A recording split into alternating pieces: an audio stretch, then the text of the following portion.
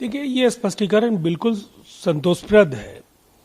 कि एक आम यात्री के तरह सदानंद गौड़ा को नहीं देखा जा सकता है। उनकी जिम्मेवारियां, जब कोरोना संक्रमण से आज देश जूझ रहा है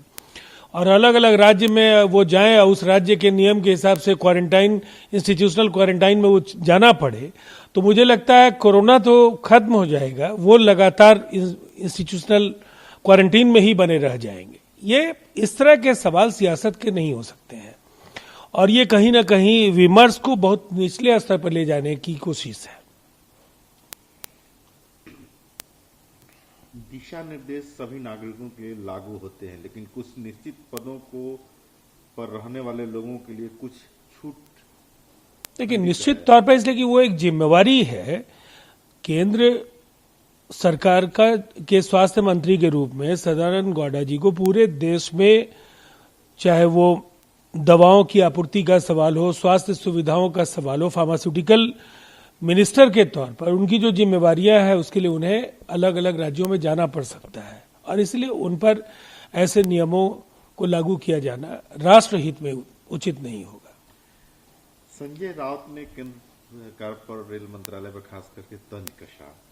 तो एनसीपी के नेता प्रफुल्ल पटेल ने बांधे रेल मंत्री पीयूष गोयल की तारीफों की पुल। देखिए, प्रफुल्ल पटेल ने एक यथार्थवादी दृष्टिकोण अपनाया। ये 100 वर्षों के बाद एक अभूतपूर्व संकट है और हिंदुस्तान में जो माइग्रेंट लेबरर्स हैं उनकी संख्या दुनिया के कई मुल्कों की कुल आबादी से ज्यादा है और ऐसे में ये जो विस्थापन है इसको समेट पाना ये बहुत ही छोटा लक्ष्य नहीं है, लेकिन उस दिशा में एक शानदार तरीके से रेल मंत्री के नेतृत्व में काम हुआ है और इसलिए जिस तरह का संजय राउत जी का जो ट्वीट है उसको देख करके हम कह सकते हैं कि ऐसे समय में इस तरह की सियासत की गुंजाइश नहीं होनी चाहिए। आनंद महिंद्रा का कहना है कि लॉकडाउन एक्सटेंशन आर्थिक रूप से विनाशकारी हो सकता है। आनंद महिंद्रा का ऑब्जर्वेशन गलत नहीं है, लेकिन निश्चित तौर पर इस आशंका को प्रधानमंत्री नरेंद्र मोदी जी और देश के तमाम राज्यों ने महसूस किया है और इसीलिए जीना, खुद को बचाना और साथ साथ अर्थव्यवस्था को पटरी पर लाना ये एक आसान लक्ष्य नहीं था, लेकिन जिस तरह से बड़े ऐलान हुए एमएसएमई सेक्टर से लेकर के देश के तमाम क्षेत्रों में स्ट्रीट वेंडर्स तक को इसका लाभ दिया गया है कि एक बार अर्थव्यवस्था जीवंत होकर के दिखे।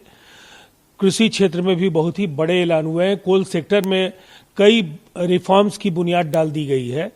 तो ये एक ऐसी स्थिति है जिसमें चाहे वो प्राइमरी सेक्टर हो, सेकेंडरी हो या टर्शियरी सेक्टर हो, इसमें जो रुकावट आई है, 8 कोर सेक्टर्स में जो गिरावट है उसको कैसे पटरी पर लाया जाए, ये एक चुनौती है और उस दिशा में प्रधानमंत्री जी के नेतृत्व में सही काम हो रहा है। मनोज तिवारी पर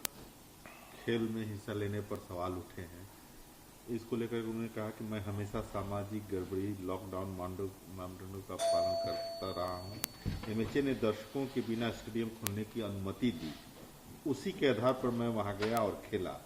सभी मानदंडों का पालन किया गया था। कोविड-19 लॉकडाउन के सरकार के नियमों के उल्लंघन के आरोपों पर दिल्ली के भाजपा प्रमुख मनोज तिवारी का यह बयान है। स्टेडियम बगैर भीड़ के खेलने की आजादी तो निश्चित तौर पर मिली है और अगर वैसी स्थिति में दिल्ली पुलिस ने वहां लोगों को जाने से नहीं रोका है तो इसमें दिल्ली के भाजपा प्रमुख की प्रथम दृष्टया कोई गलती नहीं दिखती है, लेकिन उन अधिकारियों की शिथिलता और लापरवाही को जरूर चिन्हित किया जाना चाहिए जिन्होंने अपनी जिम्मेवारियों का ईमानदारी से निर्वहन नहीं किया है। सुप्रीम कोर्ट ने 6 जून तक एयर इंडिया को उड़ान भरने की अनुमति दी, लेकिन बीच का सीट ऑक्युपाइड है। वैसे मुझे लगता है ये फैसला पहले होना चाहिए था, लेकिन अब चूंकि उनको एक मोहलत मिल गई है, 6 जून तक मिडिल सीट का इस्तेमाल कर पाएगी एयर इंडिया अपनी बुकिंग में, लेकिन आगे के लिए अगर मिडिल सीट अगर खाली रहती है तो कहीं ना कहीं ये संक्रमण के बढ़ने से बचाव का एक बढ़िया एक माध्यम बन सकता है। इस घटना से जुड़े 2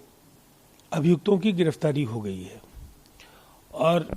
कानून का शासन है, कानून की लक्ष्मण रेखा का सम्मान सबों को करना है। विपक्ष को हर सवाल को सियासत के चश्मे से देखने की आदत हो गई है,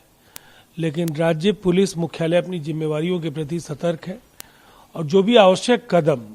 उठाए जाने हैं वो जरूर उठाए जाएंगे।